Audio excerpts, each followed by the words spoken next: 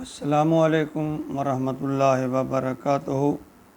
میرے مسلمان بھائیوں، بہنوں، بیٹوں اور بیٹیوں، میں غلام مصطفیٰ ہوں۔ اللہ اور اللہ کے رسول کا پیغام آپ تک پہنچانے کی کوشش کرتا ہوں۔ میری آپ سب بہن بھائیوں سے گزارش ہے کہ اگر آپ میرا یہ پروگرام پیام اسلام اگر فیس بک پہ دیکھتے ہیں تو اس کو فالو کر لیں۔ اگر آپ یوٹیوب پہ اس کو دیکھتے ہیں تو اس کو سبسکرائب کر لیں۔ آنے والے سبق آپ تک پہنچتے رہیں گے۔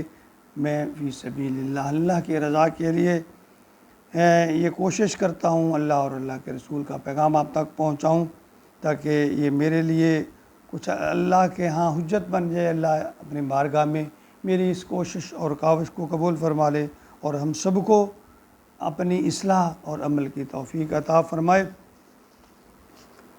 آج کا ہمارا سبق سورہ یونس آیت نمبر 90 پر مشتمل ہے۔ اعوذ باللہ من الشیطان الرجیم، بسم اللہ الرحمن الرحیم۔ وجاوزنا ببنی اسرائیل البحر فاتبعهم فرعون وجنودہ بغیا وعدوا حتی اذا ادرکہ الغرق قال آمنت انہ لا الہ الا الذی آمنت بہ بنو اسرائیل وانا من المسلمین۔ مصر پر فرعونیوں کی جو حکومت ہے وہ تقریباً 3300 سال تاریخ میں آتا ہے رہی، اور تقریباً 33 ہی فرعون جو ہیں وہ اقتدار میں رہے۔ تو حضرت موسیٰ کی آل فرعون کو تبلیغ اور ان کے بار بار انکار، یعنی ہٹ درمی، سرکشی، تو اس کے بعد جب موسیٰ علیہ السلام بالکل مایوس ہو گئے تو آپ نے آل فرعون کے لیے بد دعا کی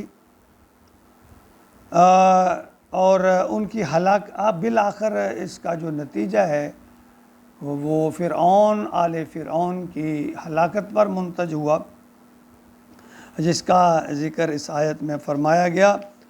فرمایا وجاوزنا ببنی اسرائیل البحر، ہم نے بنی اسرائیل کو پار اتارا، یعنی سمندر سے، بحر احمر سے اللہ تعالیٰ نے بنی اسرائیل کا جو لشکر ہے اس کو پار جو نکال دیا۔ فاتبعہم فرعون، تو فرعون نے بھی اس کی پیچھے پیچھے چلنا چاہا، وجنودہ، اور اس کا لشکر بھی، بغیا وعدوا، اس کے سرکشی اور زیادتی کی غرض سے، یعنی وہ اس کا پکڑنا چاہتا تھا، ہلاک کرنا چاہتا تھا، گرفتار کرنا چاہتا ہے۔ اللہ فرماتے ہیں حتی اذا ادرکہ الغرق، جہاں تک جب پا لیا اس نے، یعنی موسیٰ علیہ السلام کی جو لشکر تھا وہ بحر احمر کے کنارے پر پہنچا۔ ادھر فرعونیوں کو یہ پتہ چل گیا کہ موسیٰ اپنی قوم کے لوگوں کو لے کر یہاں سے نکل گئے ہیں، ہجرت کرنے والے ہیں، یہاں سے نکلے جا رہے ہیں۔ تو انہوں نے صحرا سینا کی طرف جانے کا ارادہ رکھتے تھے، تو انہوں نے پھر بڑی عجلت میں لشکر تیار کیا، اور کہا جاتا ہے یہ جو لشکر ہے 6 لاکھ سے لے کر 10 لاکھ تک اس کا ذکر آتا ہے تعداد تھی، اور اس میں 1 لاکھ تو کالے گھوڑوں کا بیان آتا ہے، تو اس کا مطلب ہے بہت بڑا لشکر تھا۔ جب یہ لشکر موسیٰ علیہ السلام کا بحر احمر کے کنارے پر پہنچا تو پیچھے سے فرعون کا لشکر بھی اس نے جا لیا۔ اب وہ لوگ بیچارے بڑے پریشان تھے، اب کیا کریں، یہاں کیا ہوگا۔ انہوں کئی ایک تو بالکل مایوس ہو گئے اسرائیلی، اور کہنے لگے موسیٰ تو نے مروا دیا، آگے پانی ہے، سمندر دریا ہے، پیچھے فوج ہے، اب ہم تو ہلاک ہو جائیں گے۔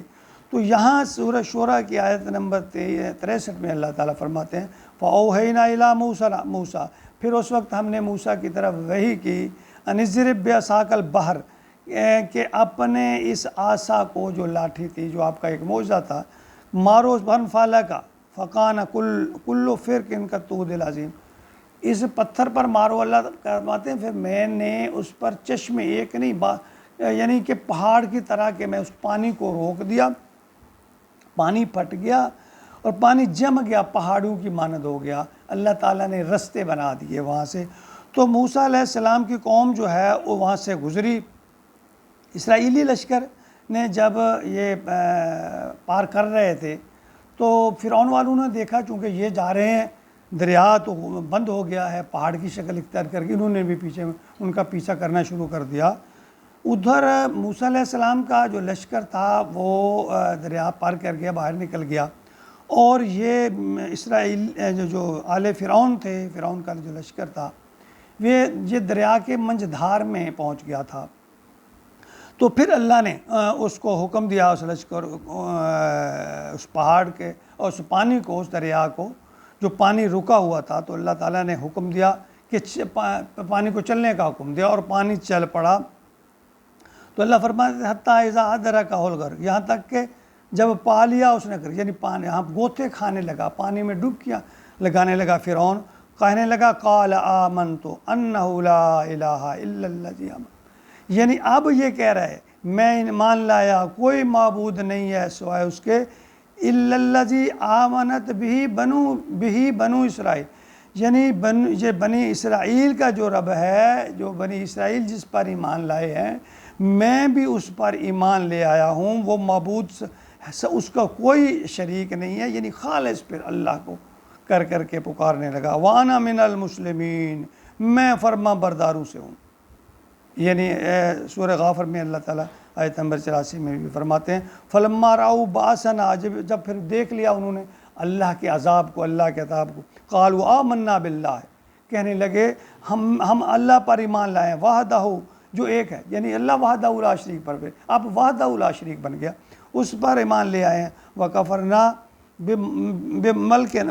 بِمَا كُنَّا بِهِ مُشْرِكِينَ, اللہ فرماتے ہیں اب نہیں, اب آپ کا ایمان جو لانا ہے نا وہ قابل قبول نہیں ہے, اب آپ کا ایمان لانا کسی کھاتے کا نہیں ہے. تو یہاں یہ بات بھی ایک کلیئر ہوتی ہے کہ جب وقت نزاع آ جاتا ہے اس وقت کی وہی توبہ قبول نہیں ہوتی. اور پھر یہ بھی یاد رکھیے ہمیں یہ نہیں پتہ ہمارا وقت نزاع کب آ جائے گا, کب فرشتہ اجل آ جائے گا. پھر جب فرشتہ اجل نظر آ گیا پھر توبہ کے دروازے بند ہیں, اس وقت کی ہوئی توبہ بالکل قابل قبول نہیں ہے. اللہ تعالیٰ ہمیں اسی لیے تو بزرگ کہتے ہیں کہ اللہ مرنے سے پہلے مرنے کی تیاری کی توفیق عطا فرمائے. یہی دعا کرتے رہیے, اپنی اصلاح کرنے کی کوشش کیجئے, اللہ سے اپنے گناہوں کی مغفرت طلب کیجئے. اللہ تعالیٰ سب مسلمان, اللہ مغفر للمؤمنین والمؤمنات والمسلمین والمسلمات, آمین یا رب العالمین.